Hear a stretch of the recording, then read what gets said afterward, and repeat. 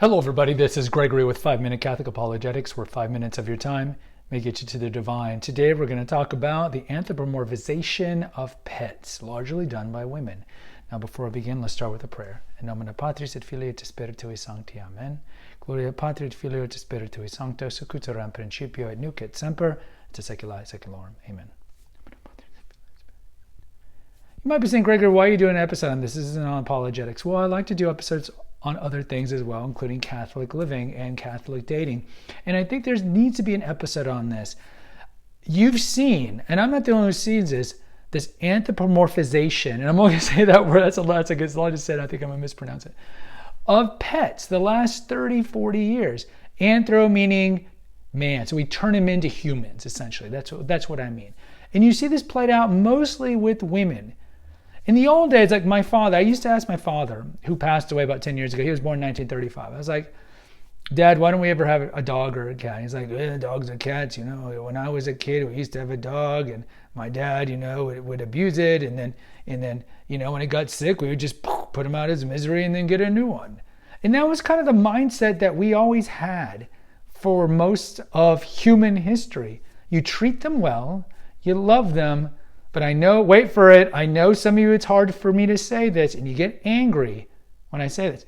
They're not human. They're dogs. They're cats. They're pets. We're supposed to treat them well. Yes, they have souls. No, they're likely not going to be in heaven. And that shouldn't get you mad. But what's happened is this. Women in particular, have displaced their maternal instincts toward wanting to have children and breeding children and nurturing children toward pets.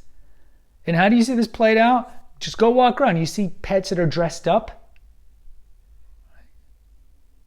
like they're your little fur baby, right? You see people spending an inordinate amount of money on hip replacement surgery that might give the wiener dog one more year. If you're a millionaire, that's fine. That's one thing. But if you're living paycheck to paycheck, what are you doing? It's because you have a distorted view of the pet. You're too attached to the pet. And I know this angers some of you.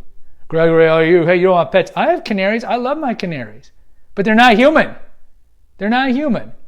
So the major problem is this. Look, the other thing is like some people let them sleep on the bed. You let your cats and dogs sleep on the bed. No, they're not human. They should be kenneled. So where does this really come from? Women are wired, and we've talked about this in a lot of the Catholic dating episodes, to have children, to be maternal. And so what they've done is because a lot of Catholic women, just like certainly secular women, have been infiltrated and vitiated by secular cultural Marxist views. And so even Catholic women, unless you're talking about the trad Caths, Catholic women are like, yeah, I don't want to have kids. We had that episode recently on birth control. Don't even marry a woman who believes in birth control. But you have these Catholic women who've been infected by second, third wave feminist cultural Marxist views. Like, I don't want to have kids. It'll ruin cramp my style, my ability to travel, to live this lifestyle. And all of this is anathema contrary to traditional Catholic belief, which is what's God's first commandment: be fruitful and multiply. Have many children. Right? The blessings of children. When you get older, they'll be able to take care of you. When you get older, your pet's going to die.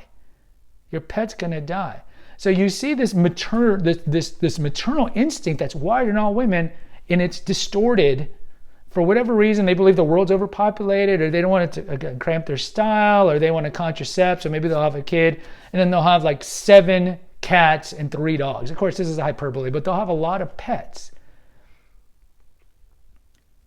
And a lot of people are like, Greg, you don't get it.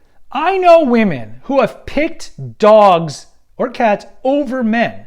They're single Catholic women. They're like 38, right? They want to. The old man's term is baby rabies. They want to get married, have a kid. They're running out of time. Then they meet men who are like, I don't like cats. Let's just say I don't like cats. And the guy's a good guy. They'll dump the guy over the pet because they're overly attached to the pet. And this can result in the woman never finding a guy, never having her own children, and then becoming the cliche cat woman with 50 cats at her house for the last 40 years of her life. So look, don't get mad at me. Don't get mad at the messenger if you're mad at what I'm saying. It's not on me. I'm the one with the healthy view of pets. Treat them well. Respect them. Love them. They're great. but they're not human. You put your humans before your pets. And if you can't see that, or if you're one of these people who dresses up their pets, who spends thousands of dollars on them, who thinks they're part of the family, truly part of the family, you're the one who really needs to introspect and look in the mirror and be like, this is not healthy, this is not normal. I know I'm displacing my maternal instinct to a pet and I need to do something about it. And if you have time, especially if you're still single, go find a man and have children so you can satiate that maternal instinct.